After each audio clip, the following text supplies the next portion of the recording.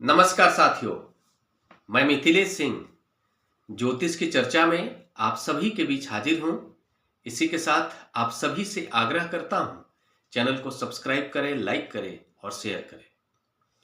आज की चर्चा का विषय है तुला लग्न एवं मीन राशि होने पर सूर्य की दृष्टि जब चंद्रमा पर होती है तो किस प्रकार का प्रभाव देखा जाता है। इस दृष्टि प्रभाव के कारण जातक का लग्न चार्ट किस प्रकार से प्रभावित होता है, जातक का मन इस दृष्टि प्रभाव के कारण किस प्रकार से प्रभावित होगा, संपूर्ण जीवन जातक का इस दृष्टि प्रभाव के कारण किस प्रकार से प्रभावित होगा, इन सभी बातों को समझने का प्रयास करेंगे। बात हो रही है तुला लग्न एवं मीन राशि की। इसका मतलब है जातक का जो लग्न चार्ट होगा उसके पहले भाव में 7 नंबर लिखा होगा और जहां पर 12 नंबर लिखा होगा वहां पर चंद्रमा विराजमान होंगे। तुला लग्न के चार्ट में 12 नंबर राशि बनेगी छठे भाव में। छठे भाव में होकर चंद्रमा विराजमान होंगे लग्न चार्ट के अकॉर्डिंग और पहले भाव में 7 नंबर लिखा होगा। आप सभी जानते हैं 7 नंबर राशि तुला राशि होती है जिसके स्वामी ग्रह शुक्र होते हैं। यानी हम कहेंगे कि जातक का जो मूल व्यक्तित्व होगा वो शुक्र के प्रभाव में रहेगा। जातक के व्यक्तित्व के विकास करने की जिम्मेदारी शुक्र की होगी। ऐसा जातक हम ये कहेंगे कि शुक्र के प्रभाव में रहने के कारण गुणज्ञानी होता है, रहस्यवादी ज्ञान की समझ रखने वाला होता है, रहस्यवादी ज्ञान को जानने वाला होता है। ऐसा जातक बहुत अच्छा वक्ता होता है, अच्छी पर्सनालिटी वाला होता है, अच्छे कद काठी रंग रूप वाला होता है, कलाकार होता है। ऐसा जातक अपनी बातों से लोगों को लुभाने वाला होता है। ऐसा जातक हम ये कहेंगे कि भोग विलास के प्रति आकर्षित रहने वाला होता है। जो भी जीवन में भोग विलास से संबंधित चीजें हैं उसको हासिल करना उसे पसंद होता है और जब भी जीवन में उसे मौका मिलता है उसको वो हासिल करता है, उसका प्रयास करता है। ग्लैमरस इंडस्ट्रीज के प्रति आकर्षित होता है, उस क्षेत्र में कार्य करने के प्रति रुचि रखता है और उस क्षेत्र में कार्य करते हुए सफल होता है और हम ये भी कहेंगे कि शोहरत भी हासिल करता है। तुला लग्न एवं मीन राशि का मतलब है जातक की राशि के स्वामी ग्रह गुरु होंगे। आप सभी जानते हैं मीन राशि के स्वामी ग्रह गुरु होते हैं। यानी जातक के जो चंद्रमा है गुरु के प्रभाव में रहेंगे। चंद्रमा गुरु के प्रभाव में रहने के कारण हम ये कहेंगे कि जातक का मन गुरु के प्रभाव में रहेगा। ऐसा जातक आध्यात्मिक होता है, आध्यात्मिक क्षेत्रों में अपना रुचि दिखाता है, आकर्षित होता है, भूमिका देने वाला होता है। गुरु के प्रभाव के कारण ऐसे जातक के अंदर गुरु जैसा व्यवहार करते हुए देखा जाता है। ऐसा जातक जहां भी बैठेगा कुछ न कुछ ज्ञान देने का कोशिश करता है और यह उसके प्रवृत्ति में देखी जाती है। उसको प्राकृतिक रूप से इस तरह का आचरण मिलता है जिससे वो कुछ न कुछ जहां पर भी बैठेगा कुछ न कुछ देना चाहता है, अपने ज्ञान से समाज को बताना चाहता है किस प्रकार से हमें जीवन में जीना चाहिए। इस तरह के जो व्यवहार है मीन राशि वाले जातकों के अंदर देखने को मिलता है। मीन राशि का जो जातक होता है आध्यात्मिक प्रवृत्ति में रहता है और आध्यात्मिक होता है। हमें कह सकते हैं कि ऐसा जातक बहुत अच्छा शिक्षक भी होता है, बहुत अच्छा लेक्चरर बनता है, बहुत अच्छा प्रोफेसर बनता है। ऐसा जातक जितने भी आध्यात्मिक गुरु होते हैं उसमें भी कहीं ना कहीं मीन राशि वाले जातक देखे जा सकते हैं। लेकिन ये सारे जो प्रभाव है मीन राशि होने के कारण व्यक्तित्व पर कितना हावी होगा, कितना उतर कर आएगा व्यक्तित्व में, यह तय करेगा गुरु का प्लेसमेंट। गुरु किस प्रकार से लग्न चार्ट के अंदर विराजमान है, कितने सकारात्मक है, कितने नकारात्मक है, किस भूमिका में है, महत्वपूर्ण हो जाएगा।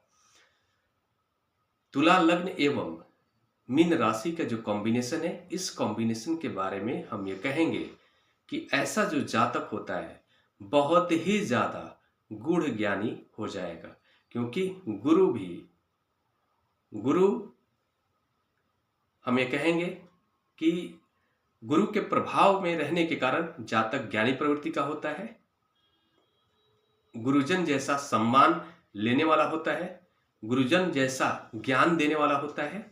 और दूसरी तरफ जातक के लग्नेश भी शुक्र है, जो हम ये कहेंगे कि शुक्र को भी गुरु की श्रेणी में देखा जाता है। शुक्र के प्रभाव के कारण भी जातक गुरु जैसा ज्ञान देने वाला होता है, गुरु जैसा ज्ञान रखने वाला होता है।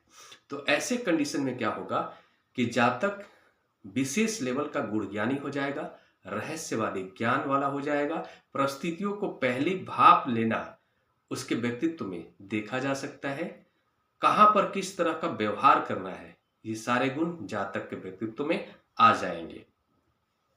साथ में तुला लग्न के चार्ट के अंदर चंद्रमा की भूमिका कर्म भाव के स्वामी ग्रह के रूप में होती है और सूर्य की भूमिका एकादश भाव के स्वामी ग्रह के रूप में होगी।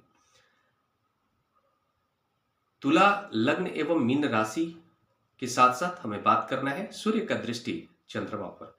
सूर्य का दृष्टि चंद्रमा पर तब होगा जब सूर्य द्वादश भाव में विराजमान होंगे।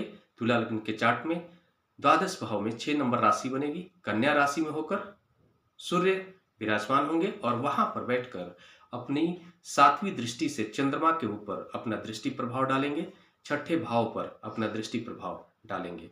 इस प्रकार से हम ये कहेंगे कि चंद्रमा का संबंध द्वादश भाव से, एकादश भाव से, और कर्मेश और दशमेश तो चंद्रमा है ही। साथ में एकादश भाव के स्वामी ग्रह सूर्य का संबंध द्वादश भाव से, एकादश भाव के स्वामी ग्रह होने के साथ साथ उनका संबंध 6ठे भाव से भी हो रहा है। 6ठे भाव के साथ साथ उनका संबंध कर्म भाव से भी हो रहा है, क्योंकि कर्मेश चंद्रमा से डायरेक्ट संबंध हो रहा है। सूर्य चंद्रमा पर अपना दृष्टि प्रभाव डाल रहे हैं। यह जो दृष्टि प्रभाव है, हम ये कहेंगे कि ऐसा जातक थोड़ा सा ईर्ष्याली प्रवृत्ति का होगा, बढ़ चढ़कर समाज में खुद को ऊपर रखने का प्रयास करेगा। हम ये कह सकते हैं कि कन्या राशि में बैठने के कारण, कन्या राशि के स्वामी ग्रह बुध होते हैं, बुध की उच्च राशि कन्या राशि होती है और वहां पर जब सूर्य बैठेंगे तो जातक बहुत ही शातिर हो जाएगा और उसके अंदर कैलकुलेशन करने की क्षमता भी बढ़ जाएगी। आध्यात्मिक क्षेत्रों से वो हो सकता है कि धन अर्जित करे, जन सेवा में जा करके जन सेवा से संबंधित क्षेत्रों में अपनी सहभागिता देकर लाभ ले सकता है और ऐसा जातक विदेश से भी लाभ ले सकता है। ऐसा जो जातक होगा, हमें कहेंगे कि उसके अंदर अहंकार की प्रवृत्ति देखी जाएगी, ईर्ष्या की प्रवृत्ति देखी जाएगी, जबरदस्ती ऊपर रहने की कोशिश करेगा।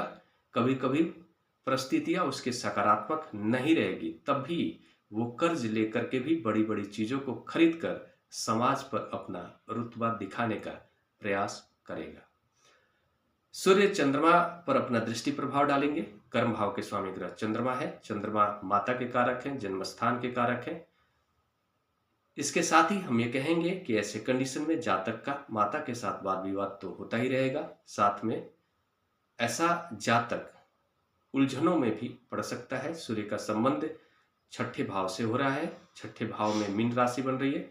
लेकिन एक और बात है, सूर्य का संबंध जब भी 6ठे भाव से होता है, ऐसा जातक चाहे उसके ऊपर लीगल एलिगेशन लग जाए लेकिन उसके फेवर में ही फैसले आते हैं, यह देखा जाता है। ऐसा जातक जल्दी से हारता नहीं है। सरकार के क्षेत्रों से उसे सपोर्ट मिल जाता है, सरकार के क्षेत्रों से उसे लाभ भी प्राप्त होता हुआ देखा जा सकता है। और खासकर ये भी कह सकते हैं कि ऐसा जो जातक होता है विदेशी सरकार से भी सहायता प्राप्त कर लेता है। यहाँ पर सूर्य का सीधा संबंध द्वादश भाव से हो रहा है और द्वादश भाव विदेश का भाव होता है। तो हमें कहेंगे कि ऐसे कंडीशन में जातक को विदेशी सरकार से भी सहायता प्राप्त होता है, जिस कारण से उसे लाभ हासिल होता है। जातक का माता के साथ वाद विवाद तो होगा ही, साथ में अहंकार की प्रवृत्ति बढ़ेगी। अहंकार की प्रवृत्ति के साथ साथ गुस्से की प्रवृत्ति बढ़ेगी। विकारों में आकर के जातक का मन ग्रसित हो सकता है। मन मानसिक रूप से ग्रसित होने के कारण हमें कह सकते हैं कि किसी प्रकार की डिजीज मन से संबंधित जातक को परेशान कर सकती है। चंद्रमा छठे भाव में जाकर विराजमान हो रहे हैं और मीन राशि में जाकर बैठ रहे हैं। छठा जो भाव होता है छोटे मोटे रोग का, ऋण का, कर्जे का, कोर्ट कचहरी का, जन सेवा का। हम ये कहेंगे कि ऐसे जातक का जो मन होगा जुडिशरी के क्षेत्र में काम करने के प्रति इच्छुक रहेगा। जुडिशरी के क्षेत्र में काम करने वाला जातक हो सकता है और जन सेवा के प्रति आकर्षित हो सकता है। हॉस्पिटल से जुड़े हुए कार्यों में भी अपनी भूमिका देने वाला जातक हो सकता है। साथ में आध्यात्मिक क्षेत्र में भी अपनी भूमिका जातक दे सकता है। यहाँ पर यह भी कह सकते हैं कि ऐसे कंडीशन में अगर जातक समाज सेवा से संबंधित कोई कार्य करता है तो उसे लाभ हासिल होगा। और एक और बात है, सूर्य का दृष्टि प्रभाव चंद्रमा के ऊपर होने के कारण थोड़ा सा जातक का जो कर्म है वो प्रभावित होगा। कर्म क्षेत्र पर नकारात्मक प्रभाव इस दृष्टि प्रभाव के कारण देखने को मिल सकता है। जातक को